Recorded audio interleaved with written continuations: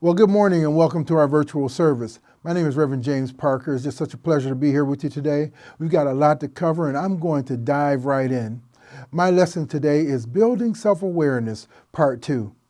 In the Message Bible in the book of Lamentations, chapter 3, verse 40, it says, "Let's take a good look at the way we're living and reorder our lives under God." Have you really looked at yourself and the way you're living? Do you know who and whose you are? Friends, self-awareness is so important because the lack of self-awareness infers the lack of awareness of one's true self. And the lack of awareness of your true self means you lack the awareness of God. It's the lack of supply, the lack of wisdom, the lack of principles, the lack of intelligence, the lack of consciousness, the lack of prosperity, of light, of peace, and of love. It's utter separation from the source. For some reason in our humanness, we habitually lose sight of the fact that we are spiritual beings having a human experience. It's as if the human tug is so strong and undeniable that we sometimes can't fight off the urge to follow the ego, and thus we lose sight of the breath and essence of God. Mainly because too often we live life on autopilot, stay stuck in our old patterns and routinely repeat the same mistakes. We want to be aware. We want to be eternally linked. We want satisfaction, adventure, happiness. We want change. But we've all too often become fatigued, disillusioned, or discouraged with committing to the continuous work of spiritual growth. Being self-aware, listening to and following the inner voice of spirit can be daunting. I mean, what's so great about being self-aware anyway? Well, self-awareness is the universe's way of saying, wake up, it's time to get up now. Carl Jung said, your visions will become clear only when you can look into your own self. He who looks outside dreams. He who looks inside awakens. He who looks outside dreams. He who looks inside awakens. In the Hindu story, The Grass-Eating Tiger, a pregnant tigress goes out hunting one day. She finds a whole herd of goats, and she goes after the goats because she's very, very hungry. She is ravenous, so she attacks them desperately. And she gets so tired and runs so hard that she collapses in exhaustion and she dies giving birth to her cub. When the goats return to the field, they find the little motherless newborn. Those goats decide to adopt him. So he grows up repeating behaviors like those around him. He bleats and he eats grass and he believes himself to be a goat. So this little cub who grows into a tiger now is wandering with the goats and acting like a goat and bleating like the goats and eating the way the goats eat. Yet the other young goats are constantly teasing and berating him for being different and ugly. Then one day, a tiger, a big male tiger, comes into the goat herd, and all the goats scatter except this little tiger. He is about a year old now, and looking at this big male tiger, somehow he is sensing an affinity with this tiger. But he freezes in his tracks, fearing he will become the tiger's meal. So he stands there, staring at the tiger. The big tiger comes over to him and says, "What's wrong with you?" The little one says, "What do you mean, what's wrong with me?" The big tiger says, "What's wrong with you? What are you doing? You're acting weird. You're acting like a goat." The little tiger says, "I am a goat." The big one says, "No, you're not. You're not a goat." He leads the little tiger over to the pond, a very still pond. He said, "Now look at yourself. Really look at yourself." The little cub looks at himself and he looks at the big tiger and he is confused. The tiger says, "Come with me, come with me." He takes him back to his den, and in the den there is some leftover meat from a gazelle that had been his recent kill. So he says to the little tiger, "Eat this." The little cub says, "No way, I'm a vegetarian." The tiger says, "Try it, just try it." So the little tiger reaches over and he takes a bite off the bone.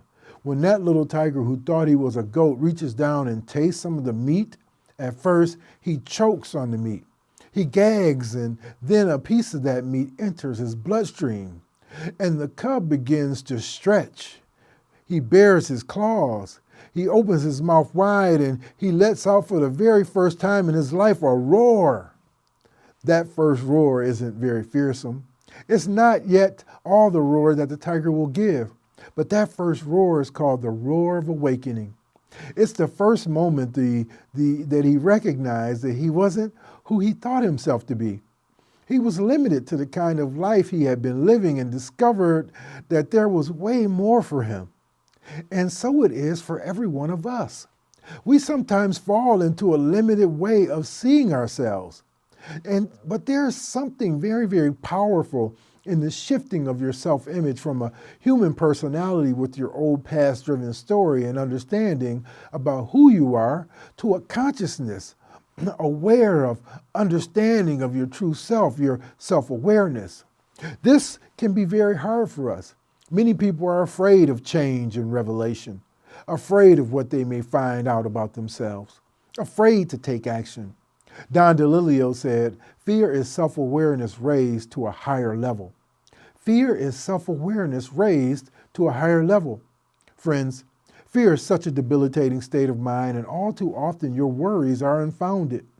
You're afraid of falling, so you don't try. You worry about looking foolish, which stops you in your tracks. More often than not, your fears are not based on reality, but rather on worries about what if. What if you fail? What if you can't do it? These fears are paralyzing and ultimately unproductive. They signal you lack self-awareness. So instead of allowing fear to hold you back, wake up. Remind yourself that your worst fears never come to pass. Really, think back to times in the past when, faced with fear and challenges, you found your way around them and moved forward. The worst that can happen rarely does. And with every challenge you overcome, your confidence rises exponentially. The fear can be a reminder of a time you have overcome your difficulties. Trust me, it will stop over time. This too shall pass. The great poet Rudyard Kipling, in his renowned poem If, wrote, "If you can dream and not make dreams your master, if you can think and not make thoughts your aim, if you can meet with triumph and disaster and treat those two impostors just the same, if you can bear to hear the truth you've spoken, twisted by knaves to make a trap for fools, or watch the things you gave your life to broken and stoop and build them up with worn-out tools." He then ends the poem with a heartfelt and deep statement, "Yours is the earth and everything that's in it." This poem speaks to the short-term effects of our circumstances. In fact, these words from the second stanza of this famous poem gives advice on thoughts and actions. We should think and dream, but not allow circumstances to control us. And we should not be too influenced by moments of extreme success or failure. We should also be able to withstand seeing our truths manipulated by others and our hard work coming undone or being broken. When something we've put our effort into has broken, we should become aware that it's only temporary. Nothing is lost in the universe. Also, this stanza has inspiring phrases that are often attributed to the New Testament. 2 Corinthians chapter 4, verse 17 and 18 talks about troubles being an eternal gift. It says, "For our light and momentary troubles are achieving for us an eternal glory that far outweighs them all. So we fix our eyes not on what is seen, but on what is unseen. Since what is seen is temporary, but what is unseen is eternal." It means we should become aware of our truth and not let our troubles and fears disillusion us. You see, it's easy to lose heart at the first sign of challenges and problems. Although many of us face difficulties in our relationships, jobs, church, environment, well-being, or finances, we must maintain our awareness of the divine presence living within us and never give up, because often problems and human suffering have many benefits. Not only do they pass, but they oftentimes leave us enriched and comforted. For instance, they remind us of who we are, both human and spiritual.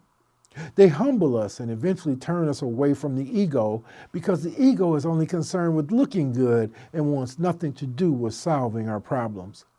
They cause us to look beyond our human experiences for answers and solutions. They give us an opportunity to connect with our higher self. They give us an opportunity to demonstrate the power of the Spirit within us to heal any situation. And it allows us to know that with God, we already have all that we need to overcome and prosper from the experience. The statement, yours is the earth and everything in it, is a reminder to us all that things are leading to a greater awareness and outcome. It means we have wisdom, birthright. Each of us has dominion and a divine inheritance. Are you aware of this fact? If we can feel even the smallest amount of our time with the awareness that achieving our long-term dreams, desires, projects, and goals is possible, if we can be true to ourselves, then the earth and everything in it is ours. We prosper. Tell me, do you possess self-awareness? Being self-aware means being aware of your genuine feelings and emotions, being aware of your beliefs, being aware of your prejudices and biases, being aware of the way you interact with others, being aware of your habits, being aware of how you wish to be perceived, being aware of your worst fears, being aware of inner conflicts, being aware of your goals and dreams, being aware of your motives, being aware of when you're acting out. Stephen Covey said, self-awareness gives us ultimate human freedom. Friends, whatever challenge you have in front of you is actually a gift. Yes, a gift. Our fears and unpleasant life experiences are opportunities for us to redefine who we are and a chance to make different choices in order to live a more enjoyable life. The changes in our mind and behavior become simple and easy steps when we develop and work with awareness every day in our lives. If we stay strong, focused, and aware throughout all the challenges that this life on earth brings to all of us, we realize those difficult times also brought us the greatest opportunity to learn, transform, move forward, and progress using self-awareness to recognize our own strengths, weaknesses, fears, habits, with a new sense of knowing that we are spiritual and energetic beings brought here to have a human experience.